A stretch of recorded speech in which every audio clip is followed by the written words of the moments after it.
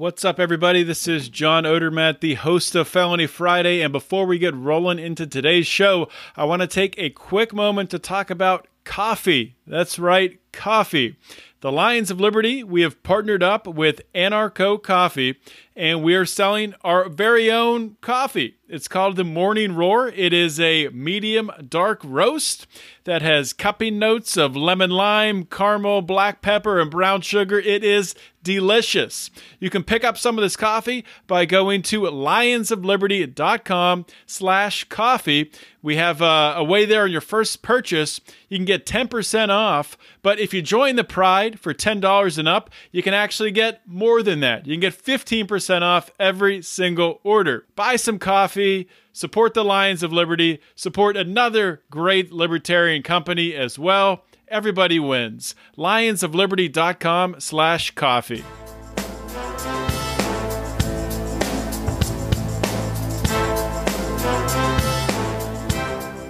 Welcome to Felony Friday, a presentation of the Lions of Liberty podcast. Here is your host, John Odermatt. Felons, friends, and freedom lovers, welcome back to another edition of your favorite criminal justice reform activist information show out there, where we bring you interesting conversations and interviews about the criminal justice system. Today's show is one of those interviews for sure. It's actually not an interview. It's more of a roundtable discussion. I'm going to introduce my guest in just a minute here. I actually have a former prison guard on the show, on today's show, and a prison consultant. So we're going to be talking through and answering. They'll be answering. I'll be asking the questions because I don't know the information they know. But they'll be answering questions that probably you are wondering about prison. What it's like inside, stories about it, fights, things that happen on the inside behind the prison walls. You're going to hear about all of that stuff today. Before we get to that, I just want to remind you guys, a great way to help this show is to subscribe to it. And it's important to know when you subscribe to this show, Felony Friday, you also get access to two other shows. You're subscribing to a variety show, if you will. It's the Lions of Liberty podcast variety show. It has 3 shows. We kick off every week with our Monday show hosted by Mark Claire, our longest running program, our flagship program. And Mark, on that show, interviews leaders in the libertarian movement. On Wednesday, it's Electric Liberty Land. It's a current events show, a comedy type show, and it's hosted by Brian McWilliams. Brian is doing a great job. He mixes in every once in a while an interview here and there. Last week, I should say this week, this past Wednesday, had a very interesting interview. And Brian has had a couple of these where he brings on people who are not necessarily libertarians. He's from California, so most of the time they're more left-leaning, but to talk about these ideas of liberty. And I think these are important conversations to have, to hear a good example of how to talk to somebody about the ideas of liberty who might not see eye to eye with you. So very great conversation. Check that out if you haven't. And you can get all these shows delivered to your phone, of course, like I said, by subscribing. If you do subscribe, please give us a 5-star rating, leave a little review as well, especially on Apple Podcasts. That helps us a ton with that algorithm over there.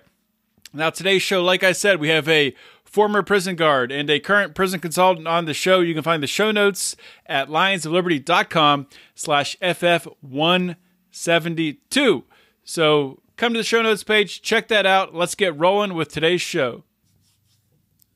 All right, on today's show, I have 2 guests. This, of course, is an episode of Libertarians in Living Rooms Drinking Liquor. I'm not sure if these guys are libertarians, but that's not necessarily the most important thing. They both bring a very knowledgeable background from different perspectives of the prison system. We have Dan Wise coming back to the show. Dan was on Felony Friday back on episode 97. Dan, welcome back to Felony Friday. Appreciate it, John. Very happy to be here.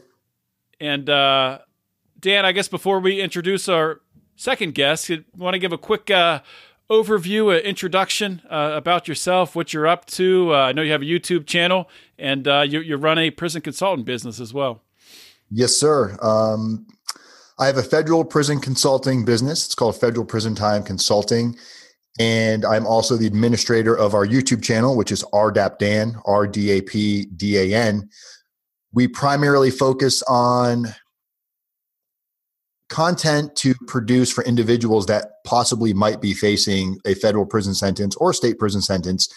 First-time nonviolent offenders, white-collar individuals, pretty much anybody that's getting ready to go into the system that doesn't understand what comes next. We have a pretty involved program that helps everybody from how they can reduce their sentence, what type of letters they should produce to the judge. We just brought my daughter on board who's going to be working with us, working with other children of our clients that have kids from their perspective. So really a little bit of everything from the perspective of how you can better prepare to mitigate your sentence so you can serve the least amount of time in the best possible situation. So basically a one-stop shop. If you're going to prison, they can get everything from, learning the ins and outs of the system. Even the family can get help too. That's interesting. I didn't know your daughter was coming to, to help to work with you. I saw that was that last week you interviewed her on your show?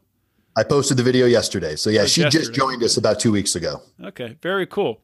And my other guest on today's show is David Layman. David has, I think, to the listeners out there, a very interesting past. He's a retired prison guard, and he worked in a Supermax prison. Now he has the YouTube channel As the Key Turns. David, welcome to Felony Friday. Oh, thank you. Just a little bit about me and what I'm doing. I don't have anything nearly as interesting as Dan does. I mean, I'm just a retired prison guard who's using YouTube sort of like therapy. If that's the way it started anyway. I decided that what I used to do would be to pay somebody to tell all these stories to, and I've already driven my family crazy. They're like, "Oh my God, he's telling that story again."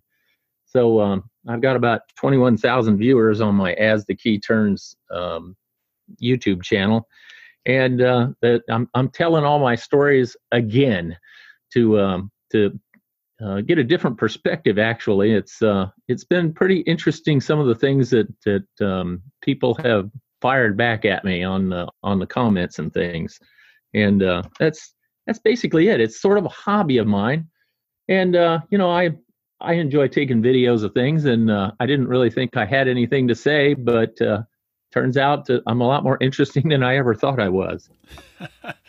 Yeah, I would say that a lot of people wonder about what happens behind the prison walls. You hear stories, but to be able to tell the stories really that you experience personally, I definitely know there's a demand for people to hear that. And you guys both have, unique insights into that area. So maybe that's a good place to start, to maybe share, some of these things that people might not understand or know about how prisons function.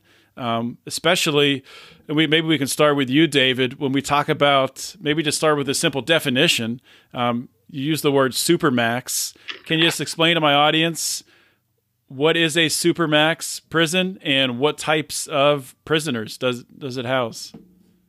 The common definition is worst of the worst. Out of the entire federal prison system, there's about 500 people that are for whatever reason deemed to be so out of control that they need to have very special, very restricted lifestyle. So what they've done is they've taken these people that, I met serial killers that are on the inside, and they may have killed 5, 6 other people, prisoners, other staff, those kind of things. And to keep them from harming other people, they'll send them to the Supermax, or they're the leaders of a gang, or the leaders of some criminal organization that requires a lot more restrictive housing than anywhere else. So they're really 500 of the worst of the worst.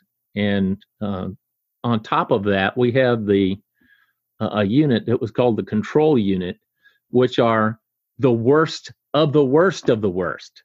And that might only have 50 guys in there or 40 guys. And they're people that have killed prison guards, that have started race wars, that have committed all kinds of heinous crimes behind the walls.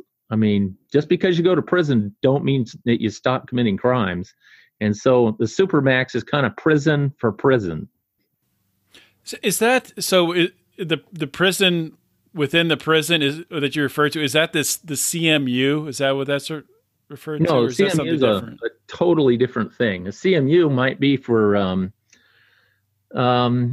we've got folks that have like a large following on the outside.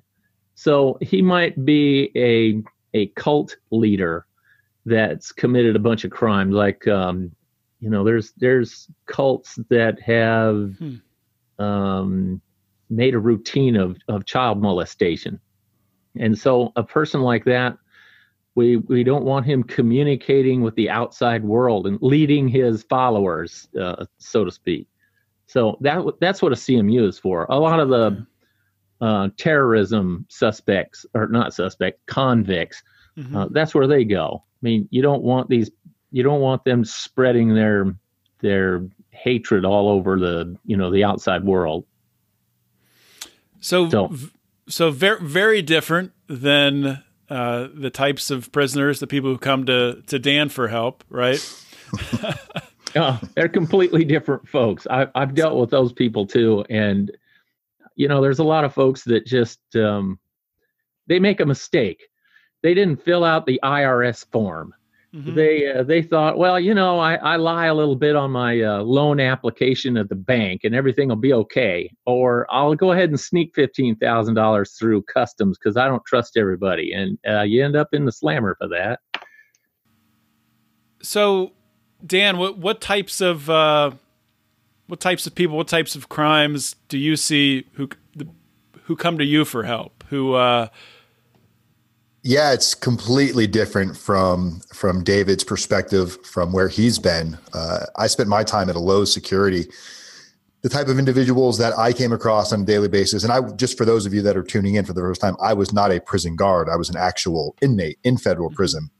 I went to prison for conspiracy to distribute oxycodone, basically worked for a doctor who was overprescribing pain medication and got wrapped up in an indictment.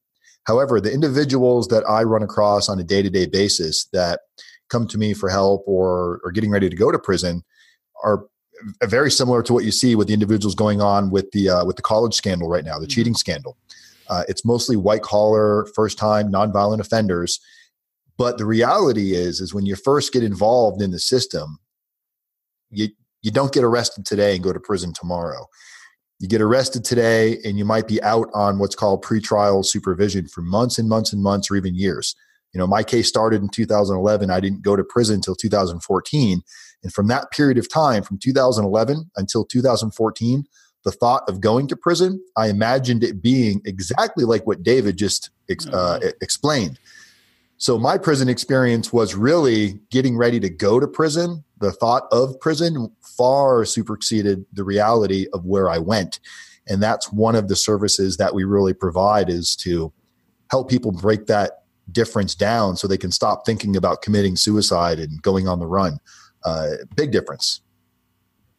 Yeah, Dan brings up a really good point about the stories that I tell. I'm talking about a Supermax prison. It's not the prison that even the guy that holds up the corner grocery store is going to go to. What I'm talking about is the end of the line. I mean, the most violent, vile people in the system. So my stories really have very little to do with the rest of the prison system. We were very unique. Mm-hmm.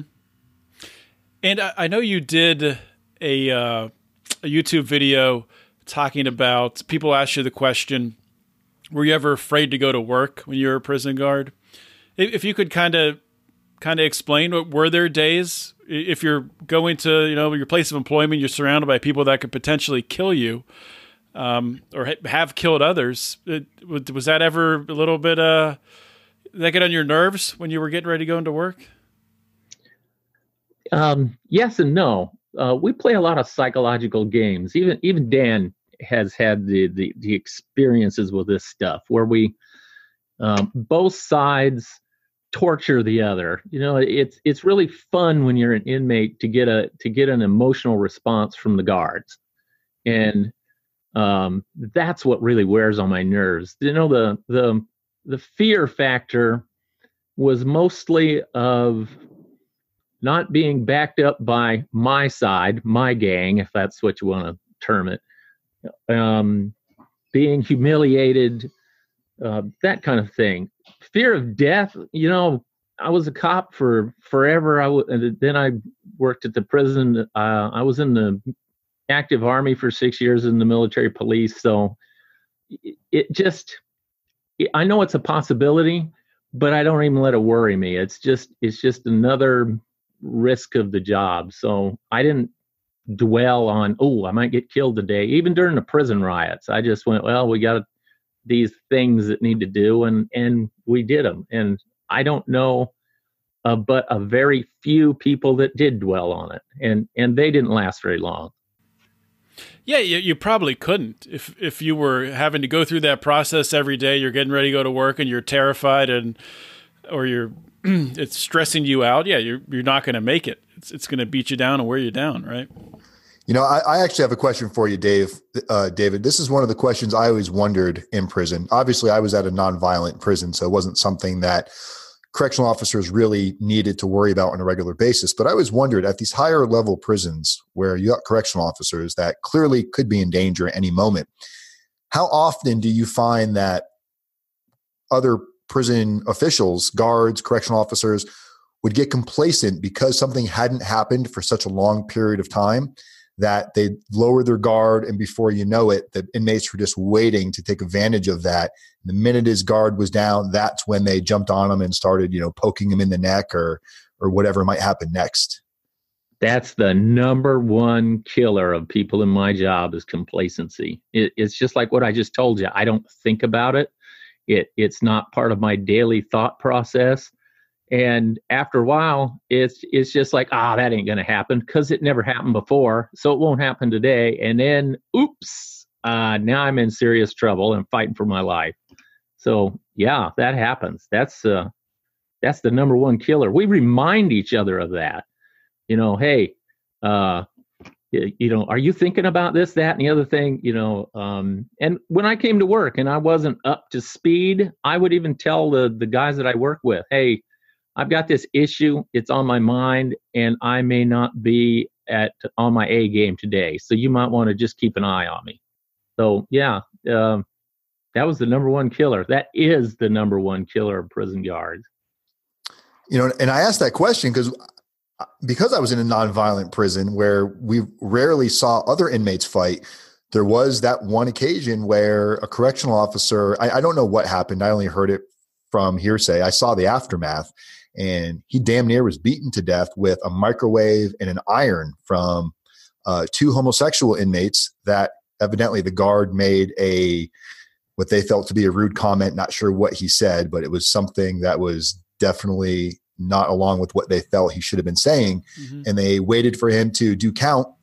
And as one guard went one way, he went the other side where the cubicle split, and they were just waiting for him with an iron and a microwave of all things to use as a weapon. Jeez. And they beat him for a good 6 or 7 minutes. And the other guard, he was too intimidated to come to his rescue until other staff came, and he hit the panic button. But 2 or 3 minutes getting hit by an iron and a microwave over and over and over again by two rather large inmates. It was a brutal experience that I had to imagine, man, this must go on in the penitentiaries and the mediums on a regular basis.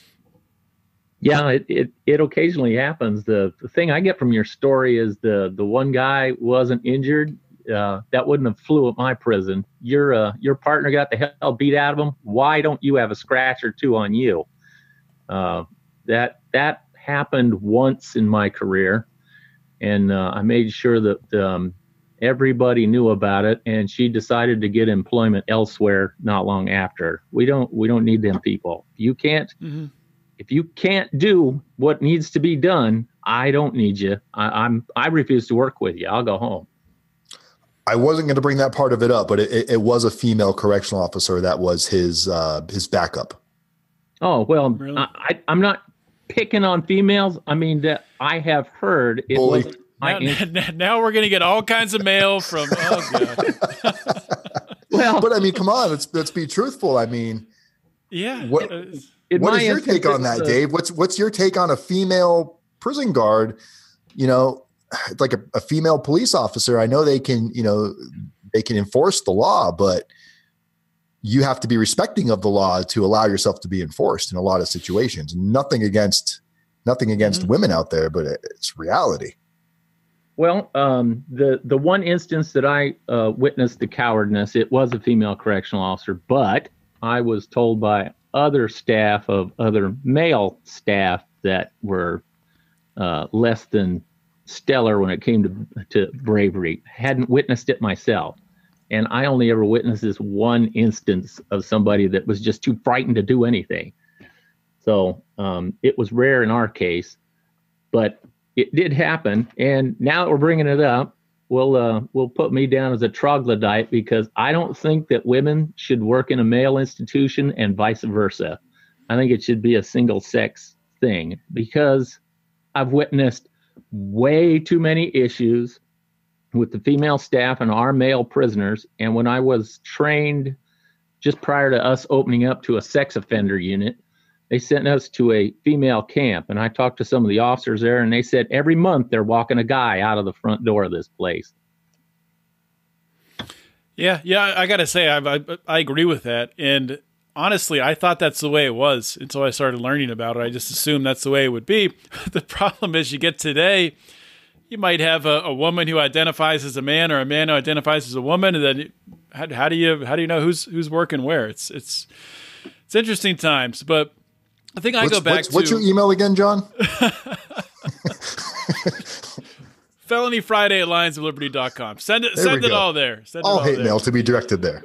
But the thing that I go back to, like, if my house is on fire and I'm passed out upstairs, probably 99% of women, I'm a bigger guy, are not going to be able to put me on their shoulder and carry me out of a burning building. So, I mean, I would think the same thing would apply in a prison situation. If you have a fight between inmates or something like that, who do you want to be able to step in? Somebody who's of equal size that could actually really put up a fight? Or, I don't know. It's just, it's not popular to say today, but men and women are not exactly the same. There's different physical qualities. And I didn't intend for this conversation to go this way. Well, let's equal the playing field here a little bit. For the perspective of a female, yeah. With men working in female prisons, we've done a couple stories. Actually, we did one massive story that was followed over months and months on Alderson, West Virginia, women's federal prison camp with Captain Grimes, who was the prison's captain, he just got sentenced to 120 months. Most men do not have the wherewithal or the self-control to draw that line of, this is a professional position. These people are here to trust me to take care of them. And a lot of these men end up grant maybe women entice them, whatever it is, but you're in the position of a correctional officer or a captain, whatever it is. And you allow yourself to cross that line where you start having sexual relationships with female inmates. And once you do that, it becomes rape charges. It becomes everything else, because a female inmate that's incarcerated at least in federal prison, they're not allowed to give consent. So when a male crosses that line, he knows what the consequences could be. And that's why I agree with what David said, where men shouldn't be in a female prison. And it's not because it's unfair for the male. It's because we can't trust ourselves necessarily to do the right thing when the candy store is wide open. It's a really ugly system for what men put themselves into dealing with women inmates. Yeah, and I've seen it the other way around, where the female staff member was walking around telling all of us, I'm lonely, I don't have any male companionship, and wow, that was just a big red flag. And of course, she had an inmate that he's got nothing else to do. So of course, he's going to be her fantasy man. Anything you want, sweetheart, I'm here for you. I'll listen all day long. And yeah, I got her walked out. But wasn't there a couple of years ago, wasn't there an incident, a prison break where one of the inmates was having sex with a female prison guard and she helped them to break out of prison? He was on my channel, Brian Bruton. He's got a channel called holy moly, just skipped my mind. But yes, it was in Florida, Florida State Prison. He befriended a female guard, started off with not chicken nuggets, biscuits from like some fast food restaurant, turned into her falling in love with him. She brought in prison uniforms. I mean, everything was the escape, getaway car, you name it. And yeah, she only ended up getting a year. He got sentenced to an additional 24 months and he spent 36 months in solitary confinement, which that's human torture in my period. Unless you've murdered somebody and children and you have some really heinous crime, solitary confinement is doing nothing to encourage you succeeding in life. It's going to break people down mentally to really take away whatever humanity they have left.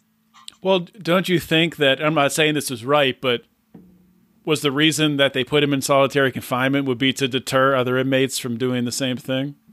That may have been their reason, but you're hiring, like when somebody hires David, there's a level of understanding that you don't put yourself in that situation. And when you're this, you should expect inmates to try to do those things. They're inmates, they're criminals. I was a criminal. I was an inmate.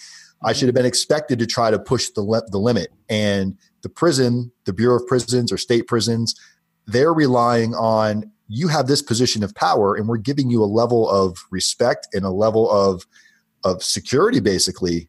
And if you're breaching that, to me, that's more on the prison official than it is the inmate, in my opinion. The inmate's expected to break the law. The person in David's position is expected to prevent that from happening in the first place. Yeah, we're told that all the time. I complain. The guy is making a false accusation against me. He's done it 15 times. It's been proved 15 times wrong. And now here we are on number 16, and you're investigating it all over like you believe the guy. And they said, look, he's an inmate. He's allowed to lie all he wants. You, on the other hand, have a code of conduct, and we're going to strictly enforce it. End of story. So I agree completely with what Dan just said right there. You know, we are the ones that are supposed to be instructed. Look at the convicts and the prison guards getting along. Cats and dogs. Only in 2019. Cats and dogs living together. Only on the Felony Friday podcast here. But let's. I want to talk about this now before I forget, and we don't talk about it. And I know I talked about it a little bit with Larry Levine on his show, or when he was on my show, I should say. Although when Larry comes on any show, he takes over. It's his show. But there's been some new developments since then, which I think are interesting.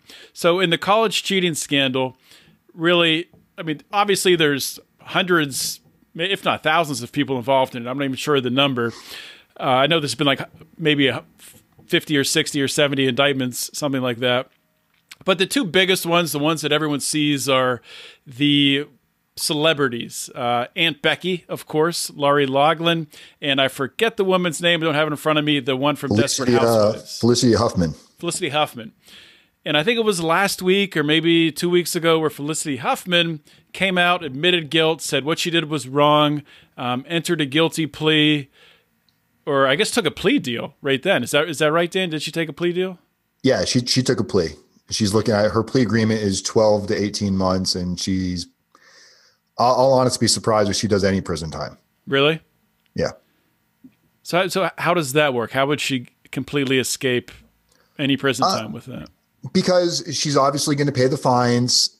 Her biggest thing against her right now is the media's watching, and are they going to set a precedent for the rest? But because she took a plea so early, where it's really going to benefit her for them to give her a better deal, to where if they sentence her fast and show that there's no prison time or very little prison time or maybe some home confinement, it's really going to push all of the other individuals into taking a plea deal. We actually have two individuals that are involved in the whole scam that are clients of ours.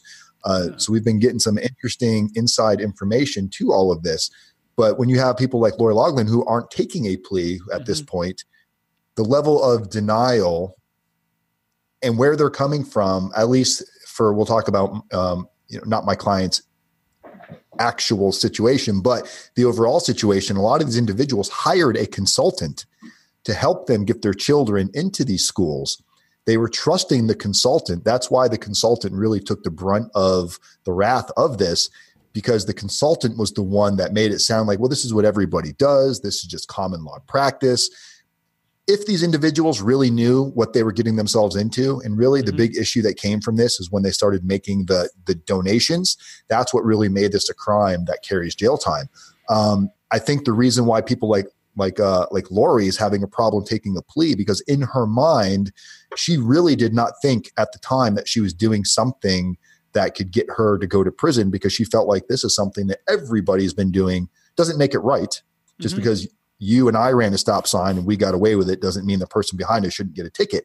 But that's where her train of thought is stuck right now. Right. And I believe she's going to come around, because they just came down with another round of indictments, another round of charges for the people that did not take the plea. Right. So isn't that funny how that works? It's how the government works, my man. It's how it works. They just stonewall you until you do what they want. So I believe people like Huffman, their sentences are going to be so short. And then the other individuals that aren't taking the pleas at this point are going to see what they're looking at now versus what they could have been looking at. And they're all going to start begging for pleas. And I believe they'll all end up getting the same plea in the end. Yeah, I got to say, but I think you're right. And they're even saying that Lori Loughlin, that she would attempt, if she does go forward to court, to use that as her defense, that they were manipulated into doing this, which is just completely absurd and ridiculous. That she's saying she thought she was breaking rules, not laws. And that's not going to fly in court at all. Her level of disconnect right now from what actually happened, what her intent was, what the reality is, and how the federal government works, they haven't aligned yet. They're all over the place. Once they slowly start to align, and there's no difference between Lori and the average first-time nonviolent offender. The difference is she's been used to being able to just throw money at a problem and make it go away, just like any other white-collar individual. Once that strong dose of reality hits in and they see what they're actually looking at and they're backed into that corner, they start to see it for what it really is. And this is why the job of a prison consultant really becomes imperative, because the attorney's job, they're so methodical in what they say and so robotic in how they tell you things that they don't break it down to say, hey, look, your only option is to take a plea deal. It doesn't even matter if you're completely fucking innocent with the federal government. They're going to send you to prison. Her kids right now are facing all kinds of ridicule. Her daughter made, stupid statements on YouTube talking about going to school is about partying. I really don't care about going to school. What kid doesn't want to go to school for the parties? I mean, there's no difference in her daughter versus anybody else, but the media is exploiting this and flipping it on its back. I honestly, I feel bad for everybody that's involved, because I know how the federal government will completely derail you.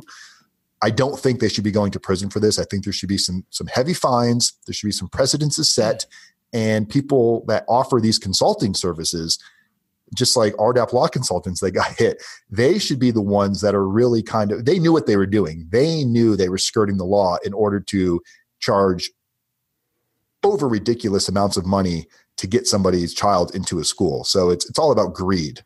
Yeah. And important to point out that RDAP law consultants, you're not talking about yourself there. You're talking about a different consulting firm.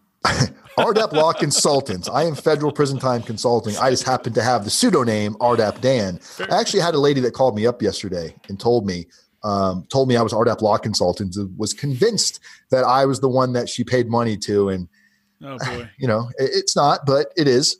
It's a reality that I live in with the name that I have, but it's okay. That wasn't me.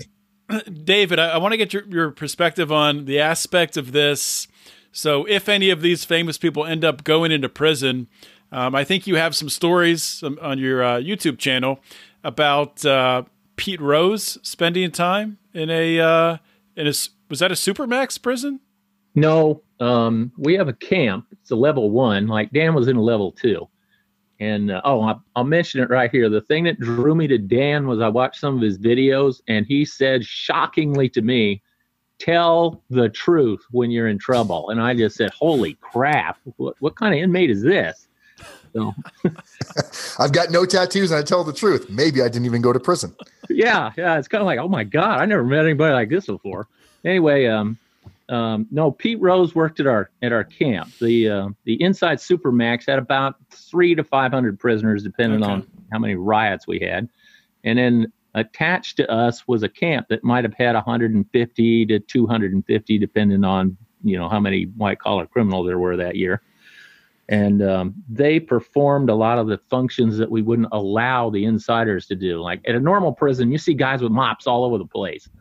We would hardly let ours do that because they sharpened the end of the mop and speared somebody with it. So people like Pete Rose, specifically him, he got put into the cable factory that was on the inside, but it was very secluded.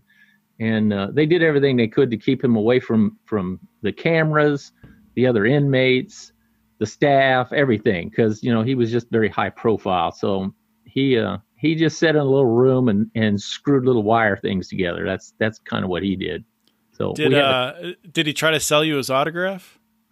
No, because isn't that why he was in prison, for not paying taxes on autograph sales, something like that? That and gambling, I think it was. Was it? Okay. It was a big thing of tax evasion. I didn't like the guy. I mean, he was just arrogant. Like, when I get out, I'm going to be making serious money, and you scum who make very little. It's like, yeah, okay, I don't care. We run into that at the camp all the time. The guy last month was running a multi-billion-dollar corporation, and now I'm telling him to sweep the damn stairs. And if he don't knock off the blabbing, I'm going to have him come outside and, mop the sidewalks or something. And you just see this look come over their face like, oh my God, I'm really in prison. And this idiot is in charge of me. And I have to actually do what he says, not the other way around. Like, oops, don't do it's what like you Martin did. Scarelli with what he's dealing with and spending time in the shoe because he couldn't follow simple rules, had to play with the cell phone. And granted, he was making quite a bit of money. What happened there? So, yeah, I haven't heard anything about Martin Scarelli for a while. Martin Scarelli was running a massive business from in prison with his personal cell phone because obviously in prison, you're not allowed to conduct business. If you own a business on the outside, you can't make business decisions for your business. You can't say, do this and do that. You're not allowed. I thought one thing that, and maybe I'm wrong here, but I thought one thing that Michael Santos said in his story that he was trading stocks in prison and making money that way. I can tell you if he was doing it, he wasn't allowed to be doing it. He was doing it through somebody else. Maybe I have the story wrong, so don't quote me on that. But. And you may have heard it right because I've heard similar individuals say similar things. However, I can tell you firsthand, I was on the phone. We were in the process of selling a business when I went to prison. And it was a call center with a bunch of cubicles and computers. And the person that purchased a lot of the equipment from us had already taken some of the equipment but didn't pay us the money. So I made a simple statement to my partner, don't forget to get the rest of the money when you give him the cubicles because he only paid a small portion up front. And immediately within about 24 hours, I was called into my case manager's office. My case manager replayed the phone call and he says, what's going on here?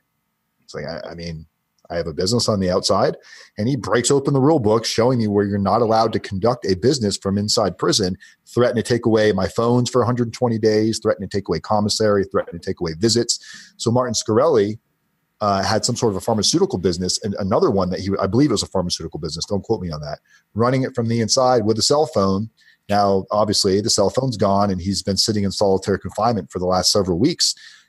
That's probably the closest prison experience he's felt in the last couple of weeks of really, he's had everything has been stripped from him. The food that and you can correct me if I'm wrong, David, but when you're in solitary confinement, the only thing you're allowed to purchase off commissary is hygiene, stamps, envelopes, personal products, but none of the awesome food. You're not getting visitations on a regular basis, and you're probably very limited to the type of phone calls you can make. In ours, you had one phone call every 30 days if you applied for it and it was approved 24 hours in advance. And like you said, there's no food items that you're going to get off the commissary. And it's just very basic. They have a list of all the approved items that you can get. And and what you're missing with the Scarelli thing, it's the cell phone itself. If I caught you at the camp with a cell phone, you're probably going to get prosecuted. You're damn sure going behind the fence. You're an idiot to have a cell phone at our camp. But they did. And if we find one, we go through the phone list. We try to crack the codes. We got guys that's all they do all day long is try to crack the codes on them cell phones, figure out whose phone it is, and then bust it off in them. So how do people get cell phones in? People like David bring them in. Yeah, it either comes from the staff or visitors. In our case, it's visitors. Like when we were the Supermax, we had non-contact visits. We never had outside items end up on the inside. We didn't have any drugs at all, zero. And now at the camp, that was a whole nother thing because they would just like throw things out the window as they drove away, and then the guy would just walk over there and pick up his fifth of whiskey or whatever. Same thing with the cell phones. And at the camp, that's what they were doing with it. Hey, I'll meet you at a such and such time in a certain location. Well, I can't monitor that, so who knows what they were sneaking in. Yeah, I think it was down, I want to say it was in Florida. Everything crazy happens in Florida. And Dan, you're going back there. I think there was, I think it was a women's prison, and the woman had just gotten out. And like a week later, she comes back, and she had one of those T-shirt guns. Did you guys hear about this? And she was trying to shoot in drugs and different things with the T-shirt gun. And I think a cell phone was one thing she was shooting, and obviously got caught. But yeah, they'd cut open a tennis ball, stuff something in it, and throw it onto the rec yard. Yeah, that's just what I was going to say. Where I was at, Coleman, we had a couple of giant softball fields on the low security that were pretty. I mean, it's amazing how anybody can just drive through there, and you're literally right. You can drive right by inmates, general public, without really being seen. Guys would bring in, because the softballs we had were the big yellow softballs. So outsiders would wait till nighttime and they'd throw softballs over the fence that they'd cut open and put drugs in there. So every morning before the rec yard would open, the correctional staff would go do a round and look for any softballs or anything that's in the yard. We had a drone fall out of the sky that it wasn't even, I don't even know what it was. It literally dropped like an eighth of marijuana. They spent all this time with a drone to drop like $25 worth of like the shittiest weed you've ever seen.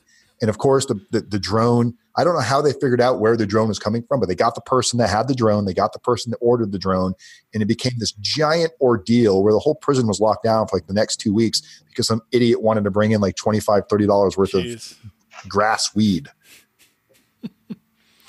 Well, I mean, you got to love the dedication there. That's or stupidity, whatever. I'm going to go with stupidity. Yeah. But I wanted to ask you, David, at least one more thing before we get going here.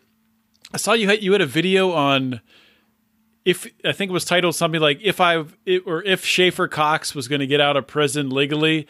And I don't know if you know this, but I've done a couple shows on Schaefer Cox. Obviously, with this being a libertarian show with a libertarian audience, people are very interested in Schaefer.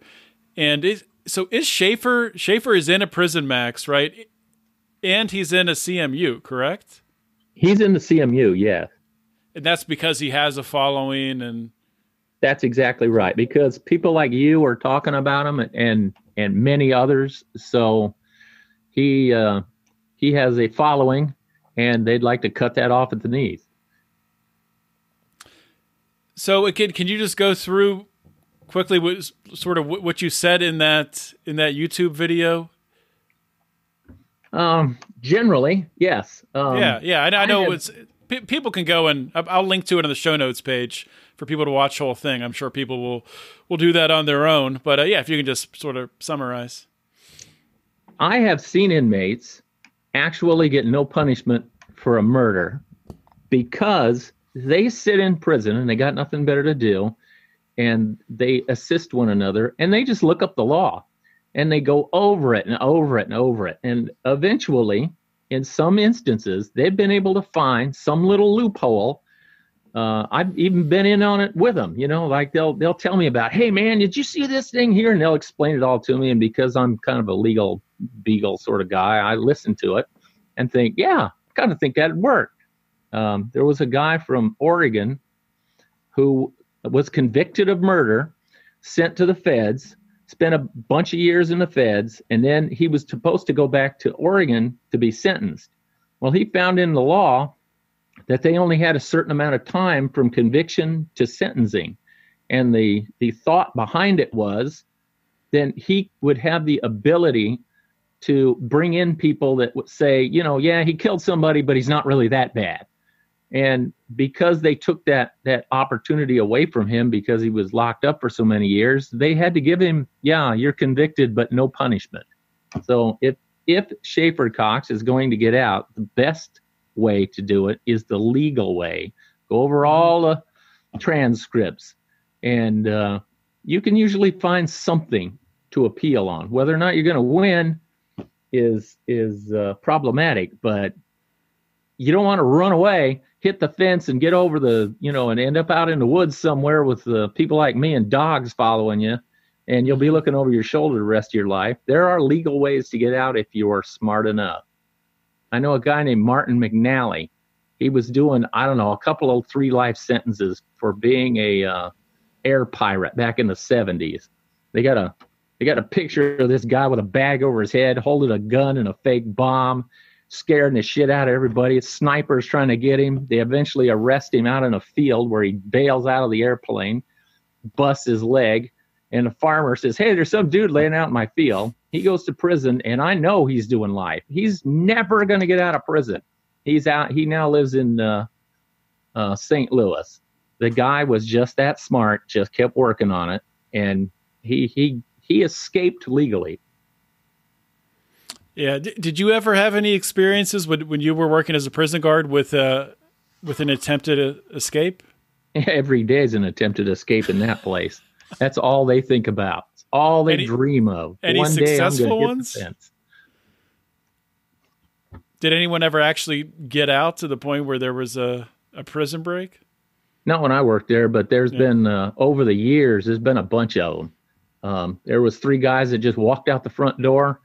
I seen something like it in a Paul Hogan movie. He got a movie where he pushes a button on a TV remote, and all the doors and stuff start opening and closing in the prison, and then he walks away, you know, laughing because he just made parole. Well, they actually did do that. That scene may have come from what actually happened at our prison. They allowed the inmates to work on the last 3 grills, and they figured out how to defeat the system. Had a device made up that would open all 3 grills, and that's what they did. And then they ran out the front door, and there's now a guard tower right there at the front door to prevent the escape. One guy just he decided he knew how to get salt out of seawater and make it fresh water, so he ran over the fence. Both fences like 12 feet tall and all kinds of barbed wire on it. Guards shooting at him left and right. He never got hit. He went to some university in Missouri, explained all of his theory to some professor there, and then turned himself into the FBI. What? Yeah. Just there's some really strange people in prison. Okay. He had invented his own way to, what's it called, desalinization of seawater, and he just had to tell somebody. Yeah. Wow. That's crazy. I don't know if it worked or not, but it was his story. Huh. And he got another 5 years consecutive to his sentence. So yeah, I hope it was worth it to him. Yeah. Well, I want to thank you guys for both coming on the show. But before I let you go, I want to give you a chance to plug away. I know you guys are both putting out a lot of great content, and this audience here is always looking for more content. So let's start with Dan. If you could just tell everybody where they can find your channel, remind them what it's called, and anything else you're working on.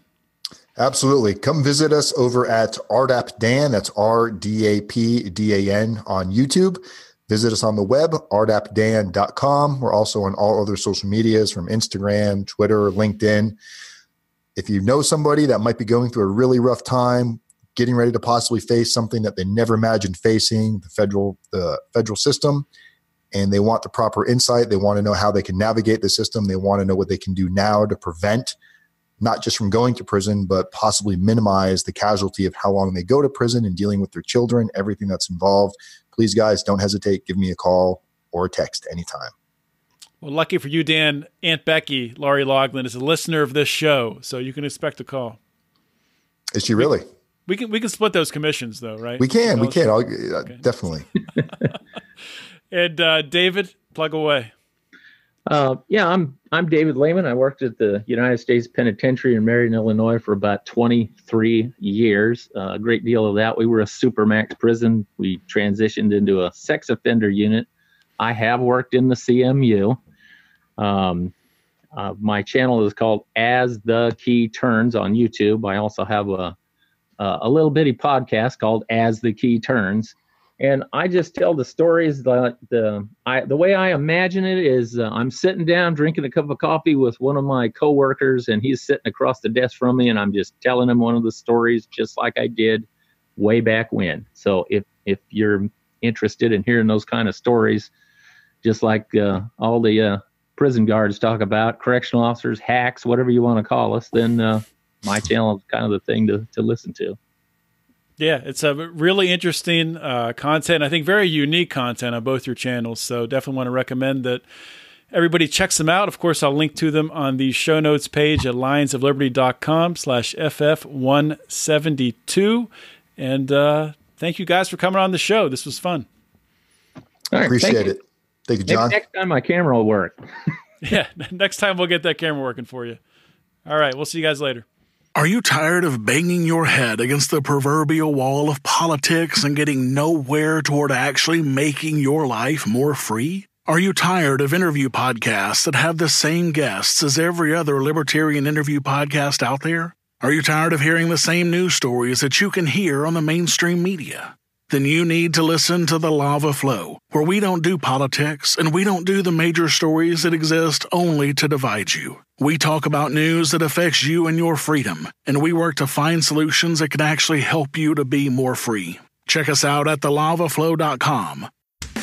Listen to We Are Libertarians at wearelibertarians.com. My name is Chris Spangle, and I host a show where we talk about the stories you and your friends are talking about, and then we give you libertarian solutions so you sound smarter when you're talking to your friends. We're going to make you sound like a genius. Tune in now at wearelibertarians.com.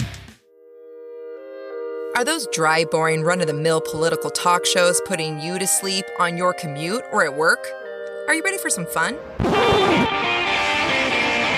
Look no further. Blast Off with Johnny Rocket is a Seattle-based podcast expressing viewpoints of free markets, voluntary exchange, badass music, wicked banner, and of course, drinking. The Blast Off doesn't shy from the truth, but always brings the party. Let's rock and roll, Raylene. Bring it on, Johnny. You can check us out at thelaunchpadmedia.com/blastoff. Again, that's thelaunchpadmedia.com/blastoff. Launchpad Media. Always launching ideas in your direction.